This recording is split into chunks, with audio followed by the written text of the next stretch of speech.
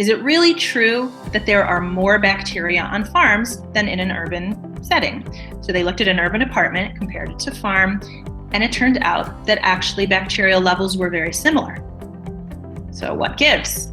The difference was on the farm, there was far more bacterial diversity. And that was tremendously different.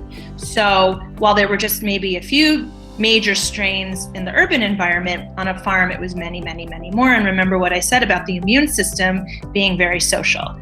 So what that turned into was we need bacterial diversity.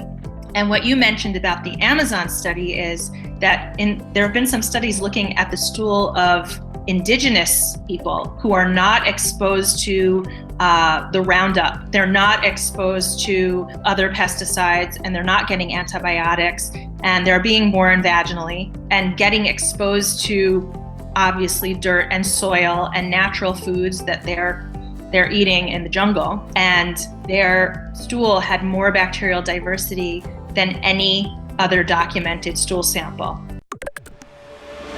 Hey folks, welcome back to High Intensity Health Radio. It's your host, Mike Mutzel, and I'm super excited to have Dr. Shetreat Klein with us today. She's the author of a wonderful book that I've been diving into over the weekend called The Dirt Cure, Growing Healthy Kids with Food Straight from the Soil. I think you guys are going to dig this, but I want to let you know a little bit about Dr. Shetreat Klein. She's a board-certified pediatric neurologist from Albert Einstein College of Medicine, and she has a busy practice in the Bronx, New York. So Dr. Maya, welcome to the program.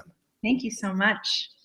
So I'm super excited about your book. There's so much stuff that we're going to dive into, but let's kind of give us a little bit of context on the landscape of children's health as they are now, as you see children, compared to maybe when you were a resident and in your early parts of training. Like, talk to us about the rise of chronic disease. Yeah, I definitely have noticed a huge difference, especially I think even starting from medical school, because I've been interested in pediatrics and pediatric neurology in particular since I was a medical student. And I was actually at that time doing research in autism with Dr. Isabel Rappin, who's, kind of one of the mothers of pediatric neurology. And already at that point, we were seeing a real increase in autism, and it was not anything like what it is now at that time.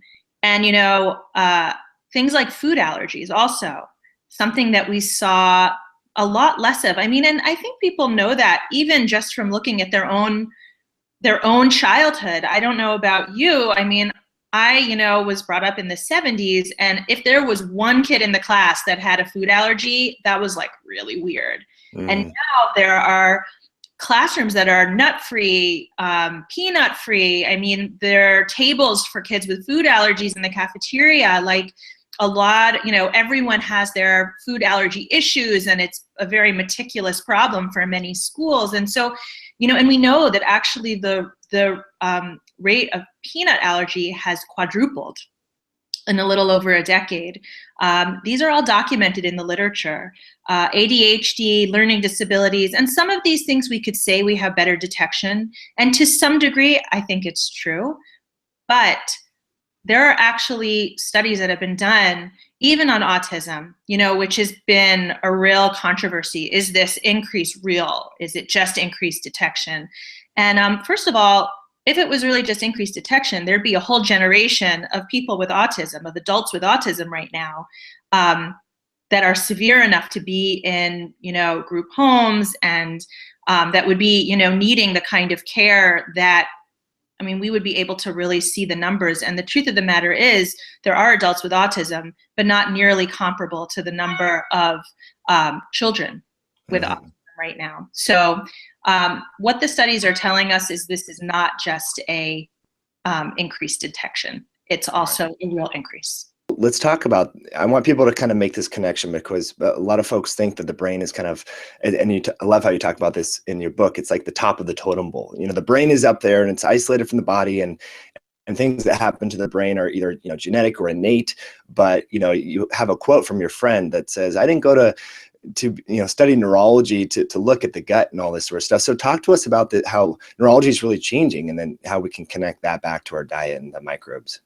Well, the sort of treasured long-standing approach to the brain is that the central nervous system is kind of this inner sanctum, and that nothing can really penetrate that inner sanctum unless the person's incredibly, incredibly sick. And we're learning actually that's not the case. We're learning the brain has its own immune system, and that immune system is connected to the rest of the immune system.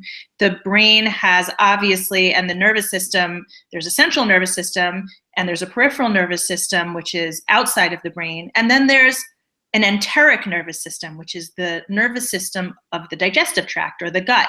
And actually it turns out that the digestive tract produces so many more neurotransmitters than the central nervous system. Mm-hmm. That's how powerfully it's involved in regulating our general nervous system. And we also have a lot of neurons in our gut, enteric neurons, which are influenced by everything that's going on there. So if you have inflammation in your gut because of food or because of certain kinds of microbes or because of toxins, that influences the enteric nervous system, and the enteric nervous system communicates with the central nervous system, and we feel it in our brain. And now we have all this data that's growing and growing and growing that's telling us that what happens in the gut is impacting our mood, our cognition, so how well we think about things, our memory, our anxiety, our stress levels, our sleep. So everything that we care about is actually in part regulated by what's happening in our digestive tract. And it's modulated in part by our immune system as well. So it's very complex. Very complex. Yeah, I want to dive into the details of that. And I think it's pretty alarming also to some of the studies that you highlight in your book, one of which you talked about how a clinical study, I think in 2011, where researchers gave animals antibiotics and they sterilized the gut, and they noticed that the animals were no longer able to conduct neuroplasticity, and the learning and memory and cognition went down by sterilizing the gut. And that's powerful, and that ties into the widespread use of antibiotics. And you highlight some dialogue between a child's pediatrician that had ADHD, and the pediatrician said, no, the antibiotics are not connected to the ADHD. The ear infection associated antibiotics are not connected to ADHD. And so I thought that was really profound. So talk to us about how the gut microbes are doing things and how the use of antibiotics is affecting the brain. Well, our immune system is very influenced by what's happening in our digestive tract. Our immune system, we think of it as patrolling and looking for enemies and kind of wanting to wage warfare. But really, our immune system is a very social entity. It really wants to meet and greet. And it's looking for things that could be dangerous, but it's also just looking to socialize with a lot of different organisms, a lot of different things, food. And I mean, think about it. The digestive tract is open on both ends, right? In the mouth and the other end. And it's really outside of the body. It's both outside the body and inside the body. But really, there's kind of anything can get in that you let get into your mouth. And we don't always know exactly what's getting in there. So the immune system is kind of checking all these things out and needs that stimulation. It's an information processing center as well. When the immune system is not getting the kind of social interaction that it needs, it starts to get a little bit paranoid. And what ends up happening is it might react against things that are not actually problematic. It's like it starts to think that things that aren't really enemies could be enemies, like milk protein, or like, a certain kind of organism that's not necessarily a problem, but, the immune system starts to think it is, and it reacts. And what the immune system then does is it starts to release a lot of different chemicals called cytokines. And I kind of talk about that as, I think of it almost as like a walkie-talkie, that they're kind of telling the immune cells all over the body, we might have a problem here. Well, that can activate things in the skin. So you could see eczema. You can see in the lungs, like asthma. You can see it obviously in the gut, which can look like, colitis. It can look like even just irritable bowel syndrome or constipation or diarrhea or reflux, heartburn, all those kinds of things. But we also have immune cells in the brain called microglia. And they're not just immune cells, they're nurse cells in a sense, and in a 3-to-1 ratio with neurons. So there are far more microglia in our brain actually than neurons. And they're caring for the neurons, but they're also protecting the neurons. And when they get activated by those cytokines, right, that walkie-talkie message that, crosses the blood-brain barrier into the inner sanctum, that's the central nervous system, those microglia activate. And then they kind of become like mama bear, and they want to protect their neurons. And so they actually become kind of into warrior mode, and they can release inflammatory factors. And actually, it can be damaging to the neurons, and it causes them to function suboptimally, and that can look like all kinds of things. It can look like issues with attention, like ADHD. It can look like seizures, right? Abnormal firing. It can look like migraines. It can look like tics, Tourette's, pandas. It has all of those different kinds of elements. There's not one way that an inflamed system or microglial activation, as we call it, will look. Clinically, it depends on the person, but all of these symptoms are actually related to what's going on in the immune system. So that is an example of how what's happening in your digestive tract is affecting, it can be causing ear infections, it can be causing lots of different things. And that's why, one of the things I talk about in the book is looking at constellations of symptoms. You don't just look at each symptom as a separate entity, but you have to look at all of them together and connect them. And that is how we get to the root cause of the issue.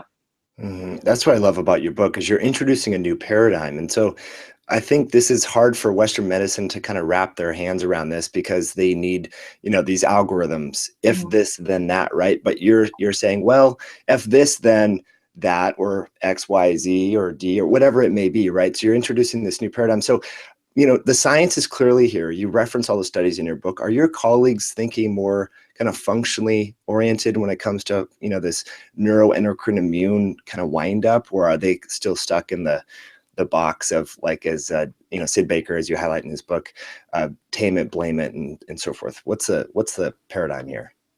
I think, in neurology, I would say more than in many fields, they're very open to a lot of different causes. But I do think that the pharmaceutical model, and honestly the insurance model, because the insurance model means shorter visits, and that's just a business issue. So for people who are sort of stuck in that, doctors who are stuck in that paradigm, they just don't have as much time to think and to get to know what's happening. And that's a handicap when you need to look at complex issues, which are the kind of issues that we're seeing now, these chronic health issues. But in addition to that, I think the pharmaceutical paradigm has this sort of magic bullet approach, like, oh, this is your problem, this is the drug. And, this is how doctors are being trained now. So I even remember, and as a young attending coming out of training, I was frustrated because everyone was telling me, oh, in private practice, you're going to see tons of ADHD. That's all you're going to see. And all you have to do is just give stimulants. Well, I treat kids, right? And so I'm going into private practice in a very well-to-do area, as it turned out, where, people were used to kind of getting answers to their problems and the doctor solving the problem quickly. And they were coming with 4- and 5-year-olds saying, the teacher says he's having problems sitting in circle time and he's not, paying attention the way he's supposed to. And they're saying it's ADHD and we want, medication. And I'm thinking, stimulants, I was trained that stimulants are drugs of abuse and are potentially, problematic for the developing brain. And we do have data that we should be concerned about that, especially long-term, because think about it. It's one thing to give an adult a stimulant, and we could talk about, what the risks are there, but in children and their brains are developing, we don't have any idea what their brain's going to look like in 30 or 50 years. And some of these people really stay on their medication through a college, through career, and into adulthood. And, we don't know what that's going to do to their brains. And there is some data that long-term use of stimulants may lead to possible Parkinson's. There was a huge study on that done actually, Kaiser Permanente, and presented some years back at the American Academy of Neurology meeting. So we have concerns. I mean, we have to have concerns about that. And I think a lot of neurologists are really stuck in this, what medication do we use? And that's where it ends. Let's kind of transition a little bit into ways that we can optimize this kind of walkie-talkie communication system between the gut immune system and then the brain. And maybe start off with the study that you talked about, how bacterial diversity is key to balancing the immune system. And you highlighted a study about folks in the Amazon rainforest. So maybe talk about that and share with us why diversity is so important. Sure. Actually, the original part of that study starts with the hygiene hypothesis.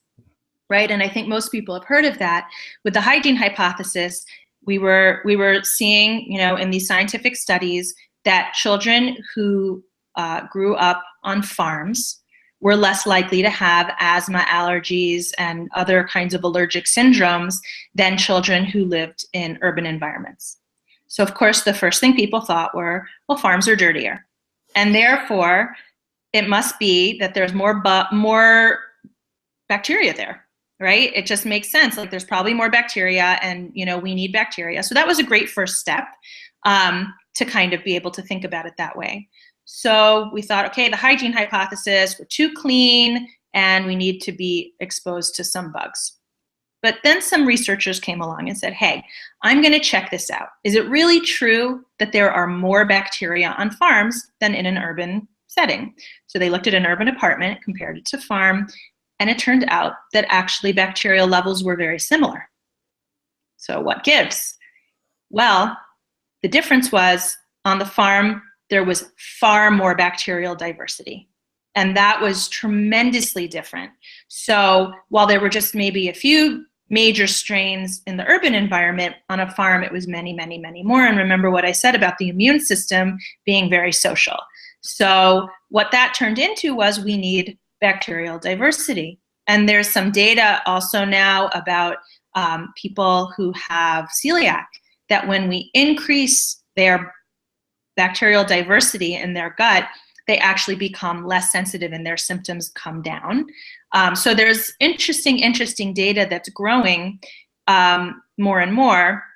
And what you mentioned about the Amazon study is that there have been some studies looking at the stool of indigenous people who are not exposed to the Roundup. They're not exposed to other pesticides, and they're not getting antibiotics, and they're being born vaginally, and getting exposed to obviously dirt and soil and natural foods that they're eating in the jungle. And their stool had more bacterial diversity than any other documented stool sample.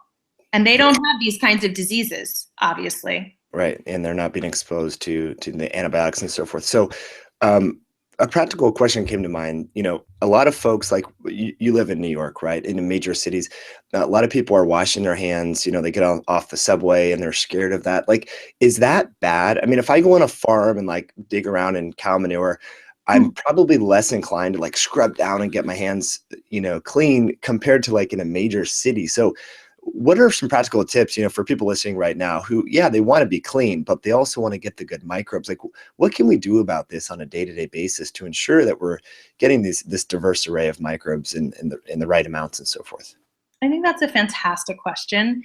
First of all, there's data that shows that children who are in schools or homes where bleach is used regularly actually have 30% higher risk, 20 to 30% higher risk of developing chronic cough in the winter, flu, and other illnesses.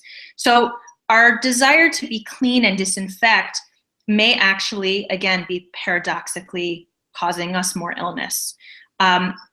I think if you roll around in cow manure, you probably should wash your hands and other parts of you, because it's not to say that just, we know that there are some benefits, obviously, but, there's also some downsides to that.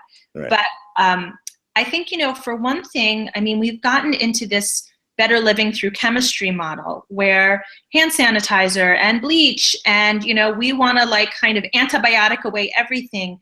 And that's, I think, where we're making mistakes, because I'm fond of soap. I think we should use it on our hands. I think hand washing was actually probably the biggest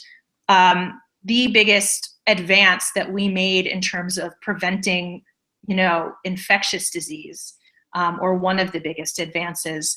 And it's a good idea.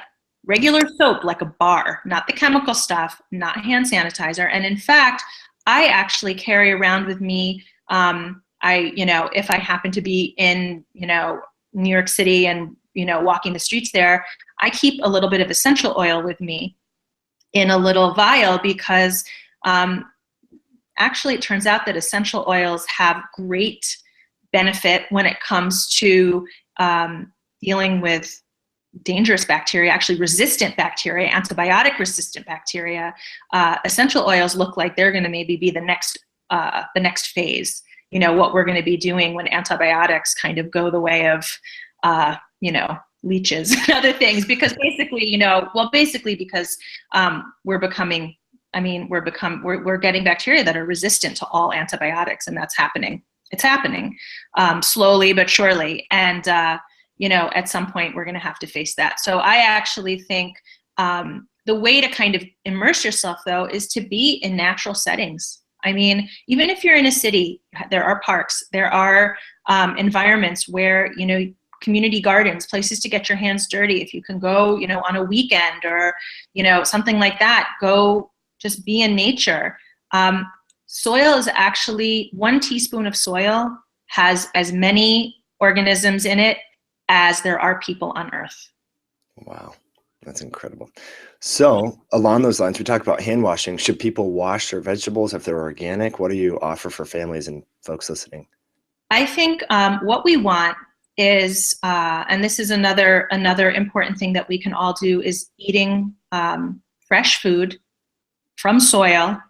That's in the title, but I mean it literally, that, we do want to go to farmers markets, go to CSAs, if you're in an urban environment, for sure. If you live in a suburban area, food, not lawns. Use your garden, use your lawn as a place to grow food, to grow other things. But yes, I do think we should wash our vegetables. I don't think power washing and waxing and the kind of things that when you go to the grocery store are done are a great idea. But I think washing, doing a good washing, even with a brush, you will still get traces of the bacteria and the soil.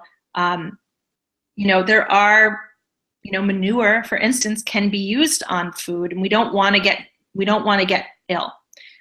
We want to get well. So I do think washing is a good idea, but I will tell you, in my own garden, where I know what's in it, and I know what's been used on it, and I'm not using, manure in that way.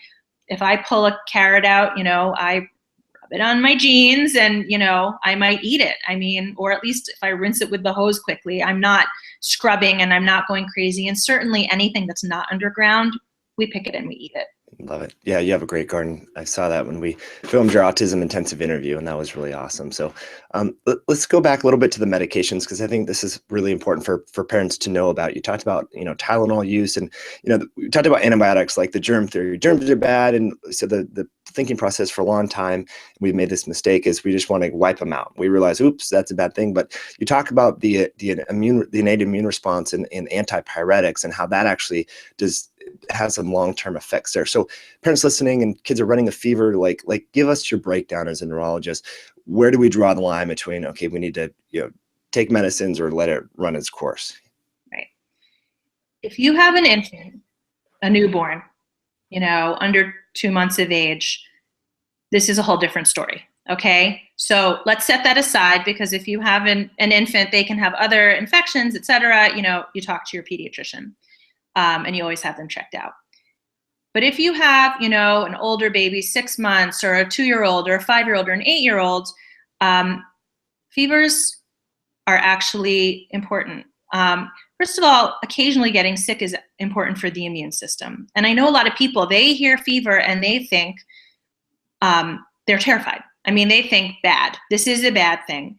And I actually kind of appreciate, when my kids get a fever, you can look at your kid and usually have a sense, are they just kind of sick and poopy and feeling not great? Or are they toxic? Do they look toxic? And your spidey senses kind of go up when your kid looks toxic. And that's, again, a fever can be a sign of severe illness. It's possible, but it's usually not the case. So if your spidey senses aren't up, if you're not, a fever just by itself can be important. It's the body learning what to do when there's an organism and how to vanquish that organism, how to bring the body back into balance. And it's part of the immune response.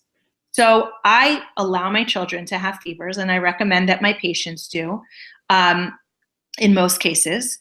And I don't give them Tylenol. I don't give them Advil. If the fever is 104 or over, that's a different story. I will sometimes do it then, but under 104. And this is actually the AAP, the American Academy of Pediatrics, says under 104, you do not need to treat, assuming it's not, again, a toxic situation. I give them cool compresses. I actually use a little bit of peppermint essential oil in cold water, and then I douse a little compress in it because peppermint's very cooling and it's very soothing. So we do that. We might give them a warm bath, not cold, not too cold, because when you're hot, that feels freezing and it's not good.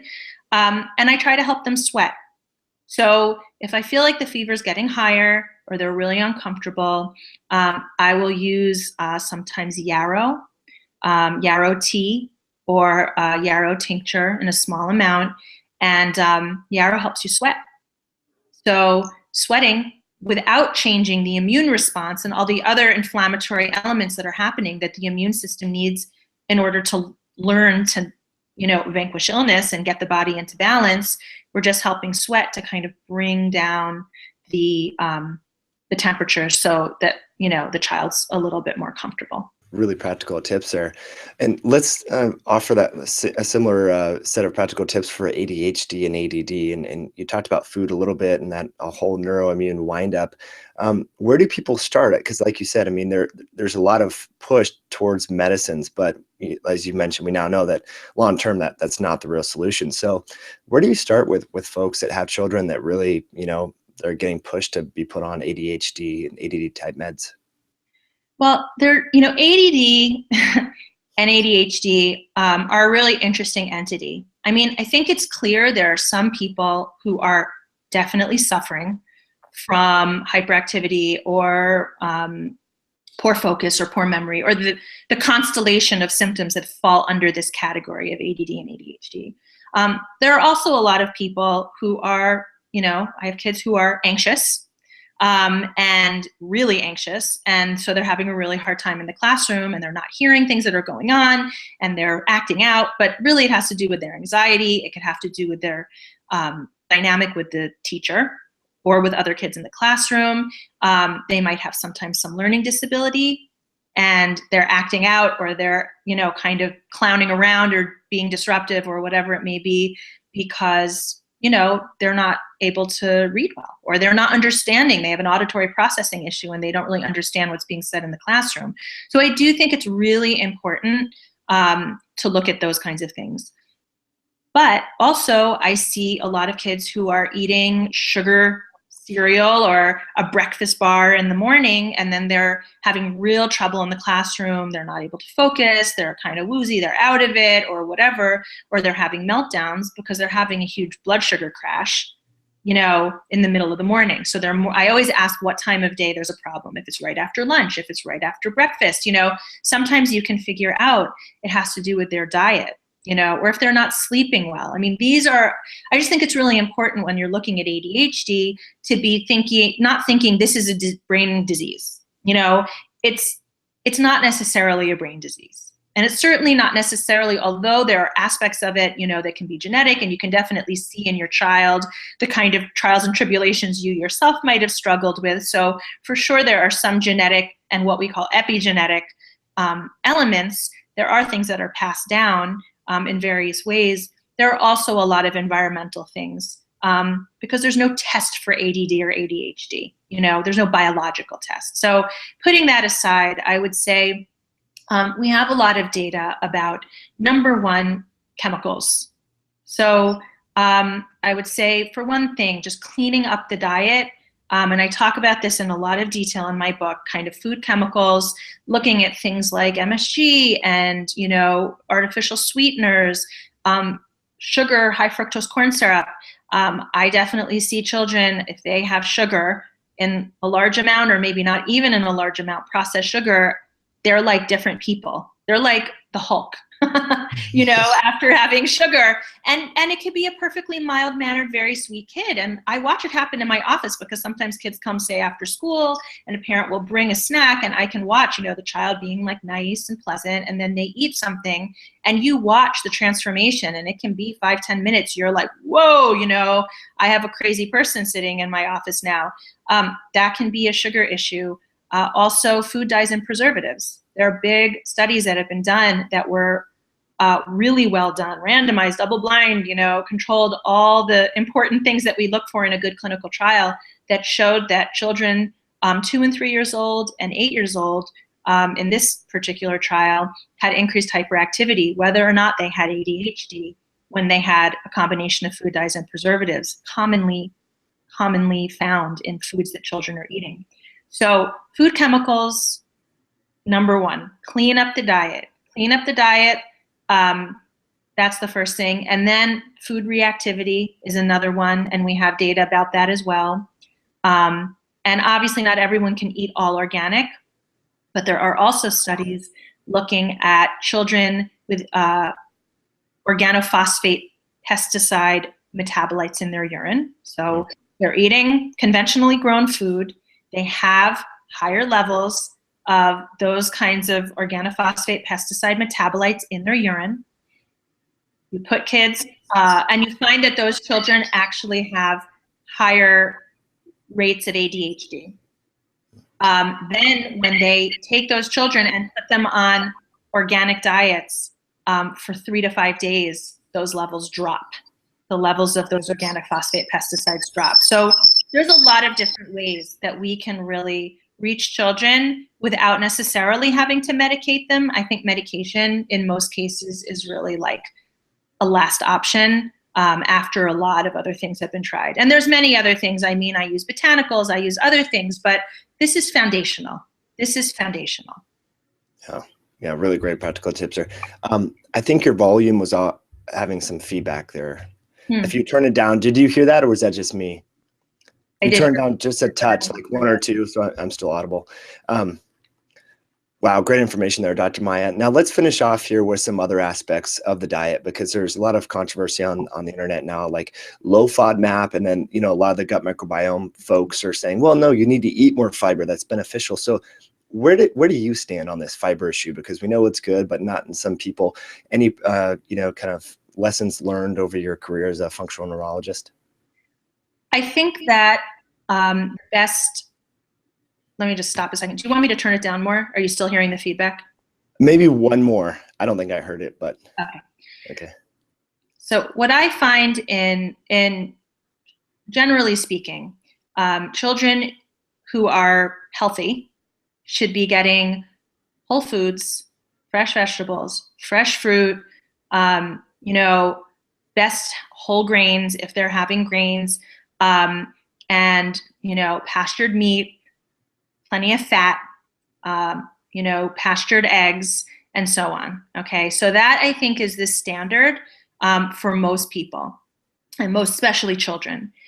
People who have damaged guts and their digestive tract is not working well sometimes are suffering severe symptoms.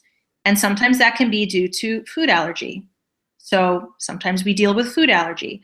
Sometimes that can be due to problems with digesting grains. So in those children, we might look at a specific carbohydrate diet.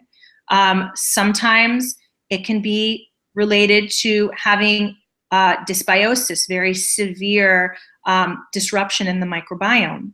In those cases, in kids who have a lot of bloating, a lot of gas, pain, okay, real stomach pain, and I've tried a few other things, Sometimes we'll do a low FODMAPs diet, and I can see amazing results. It's quite possible to see amazing results. But I don't think that means that people should avoid fiber. I don't tell people go on wheat bran, ever. But I think most people actually, most children in particular, do very well with all kinds of different whole foods. And that's really what we want their body to accommodate. We don't want to live in this weird world of like, you can't have this, you can't have that, you can't have, particularly when it comes to fruit and vegetables. So I reserve the FODMAPs diet for kind of refractory people who have had a lot of struggle. When it works, it's fantastic. But I don't see that as a way of life either. I would just say my goal then is to help heal their gut, heal their microbiome, so that these kids are going to be able to eat those foods again. I mean, I think we should all want to eat, an array of beautiful fruits and vegetables and other foods. Very practical. I would wholeheartedly agree with that. And one of the compounds or components of foods is our immune system, the phytonutrients that you speak about in the book. So talk to us about that and why they're so good for us. Well, I love talking about phytonutrients because, I think of plants as actually being, they're living beings, and we have a relationship with them. Plants are not just healthy for us because that's their role in the world. I mean, plants have their own,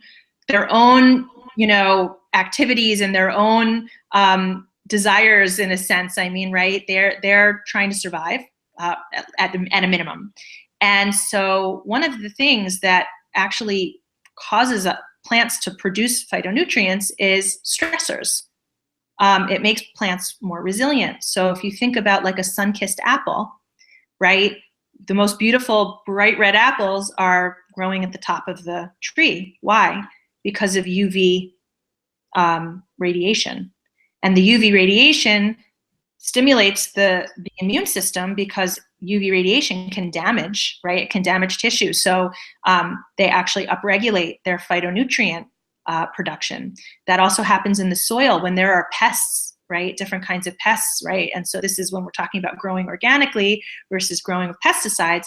Those pests and those microbes stress the plants in various ways that cause them, again, to upregulate their phytonutrient production. Well, what are phytonutrients?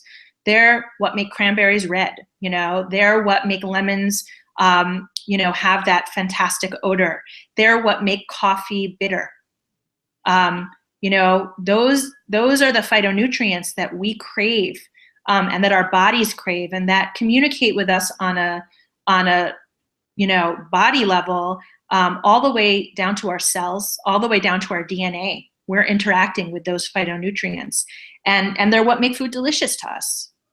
Plus, they're great for our bodies. So, phytonutrients are amazing, and they require actually the plants to respond to their environment, and then they in turn make our bodies respond to our environment. It's a win-win. And you talk about in the book, the phytonutrients also help with the gut microbiome, which is so important. So that's really interesting. So I love this conversation, Dr. Maya. Now there's one last question that I have to ask about kind of the future and where things are at, and that's fecal microbiota transplantation. Where do you see that going? Are you using it in your clinical practice? And also helminth therapy, using parasites in a therapeutic way. Are those two therapies part of your clinical armamentarium at this point, or are they on the horizon? Like share with us your perspective.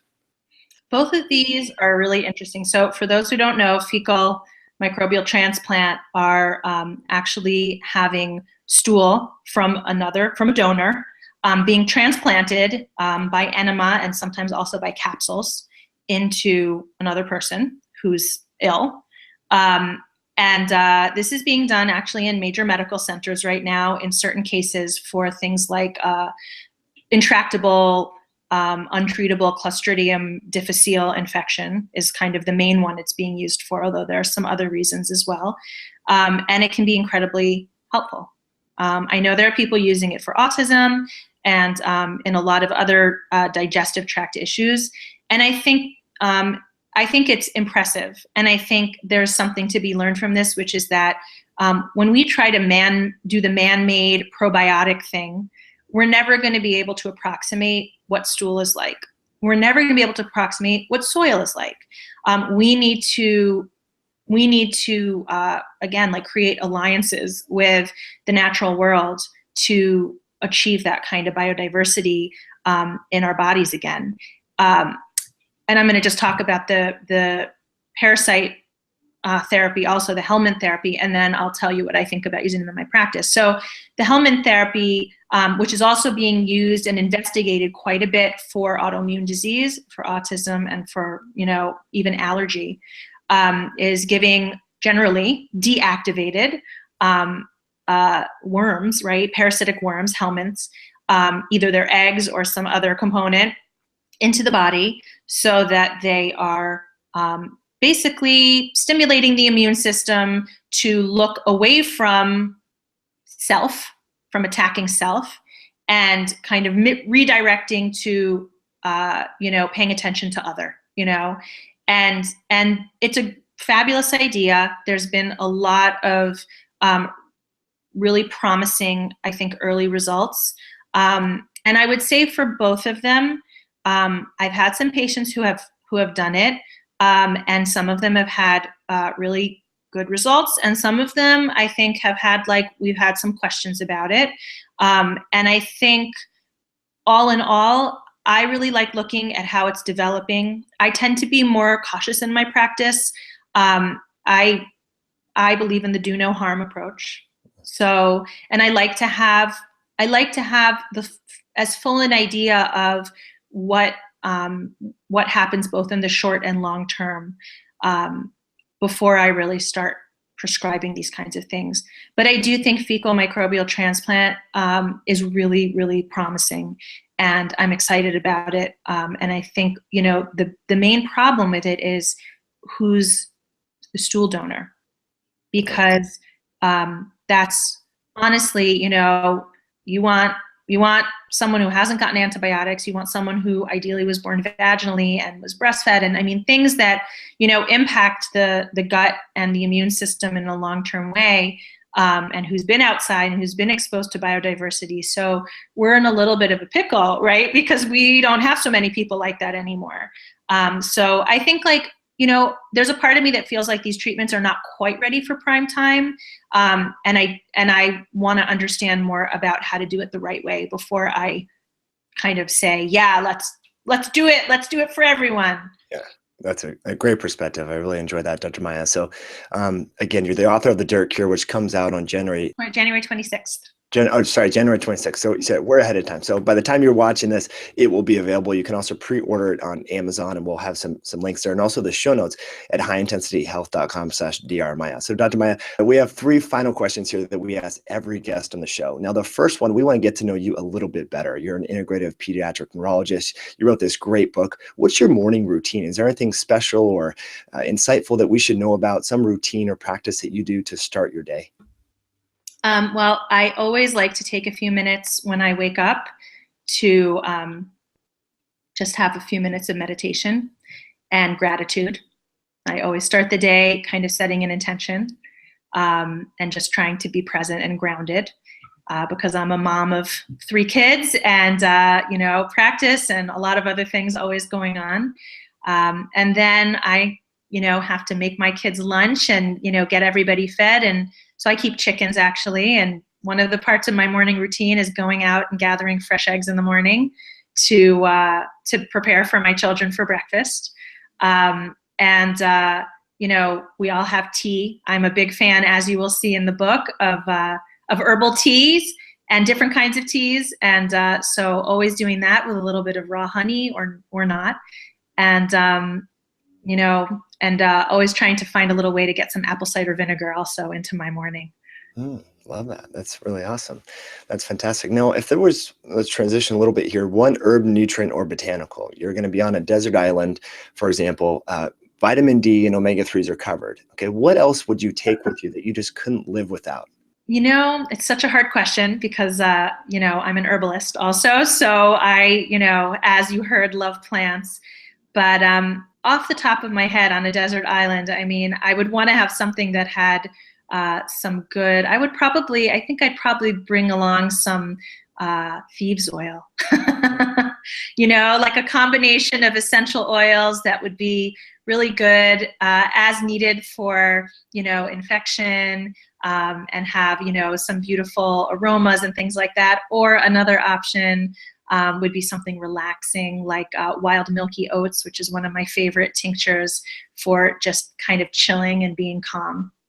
Love that. No one's mentioned either of those. So that's an awesome way to end this. Now, final question here is, if you're in an elevator with a United States president or someone from the World Health Organization and just had 30 seconds to bend their ear on a lifestyle or health tip that you feel that they should shout from the mountaintops about, how to improve health of our children and the world, what would that tip be and why? I think we've become really disconnected from,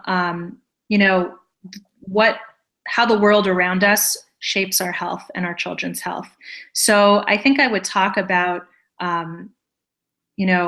controlling toxic exposures and the importance of being custodians of soil and restoring natural environments and wild environments.